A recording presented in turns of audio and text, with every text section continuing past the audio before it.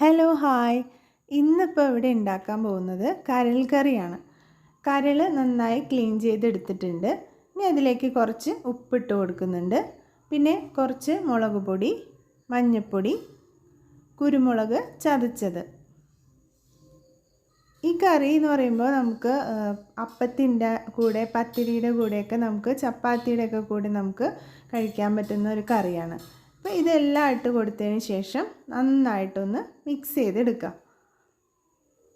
അപ്പോൾ ഞാൻ ഇതിൽ ചേർത്തിരിക്കുന്നത് മുളക് പൊടി, മഞ്ഞൾപ്പൊടി, കുരുമുളക് ചതച്ചത്, പിന്നെ ഉപ്പ്. അപ്പോൾ ഇത് നന്നായിട്ട് മിക്സ് ചെയ്ത് നമുക്ക് വേണമെങ്കിൽ അരമണിക്കൂർ വെച്ചതിന് ശേഷം നമുക്ക് നേരെ ഗ്യാസിലേക്ക് വെച്ച് കൊടുക്കാം.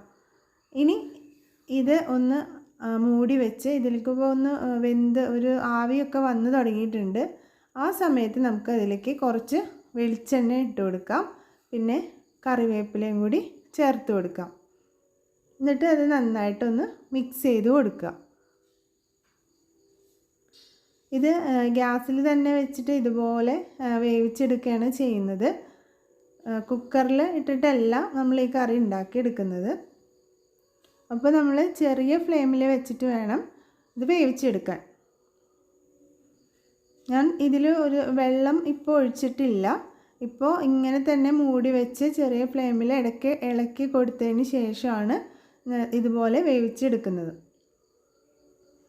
ഇനി നമുക്ക് കുറച്ച് ചുവന്നുള്ളി, പച്ചമുളക്, ഇഞ്ചി, വെളുത്തുള്ളി ഇത് നന്നായിട്ടൊന്ന് ഗ്രൈൻഡറിലിട്ടൊന്ന് ചതച്ചെടുക്കുക. അതിന് ശേഷം അത് ഒരു പാനിൽ വെളിച്ചെണ്ണ വെച്ചിട്ട് നന്നായിട്ടൊന്ന് വഴറ്റിയെടുക്കുക.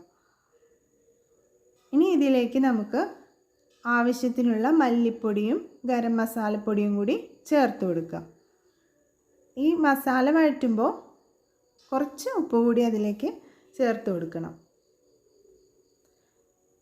ഇനി ഇത് നന്നായി വഴണ്ട് വന്നതിന് ശേഷം നമ്മുടെ കരൾ കറിയിലേക്ക് ഇത് മിക്സ് ചെയ്ത് കൊടുക്കുക. നമ്മുടെ കറി ഇവിടെ റെഡിയായി. ഇപ്പോൾ ഇത് ഡ്രൈ ആയിട്ട് നമുക്ക് കഴിക്കാൻ ആഗ്രഹമുള്ളവർക്കാണെങ്കിൽ ഇങ്ങനെ കഴിക്കാം. ഇനി നമ്മൾ ഞാൻ പറഞ്ഞല്ലോ, പത്തിരിക്കും ചപ്പാത്തിക്കൊക്കെയാണ് നമ്മൾ ഉപയോഗിക്കുമ്പോൾ നമുക്ക് കുറച്ച് അതിൽ ഗ്രേവി പോലെ വേണം. അപ്പോൾ നമ്മൾ അതിൽ കുറച്ച് വെള്ളമോ അല്ലെങ്കിൽ തേങ്ങാപ്പാലോ ചേർത്ത് കൊടുക്കുക.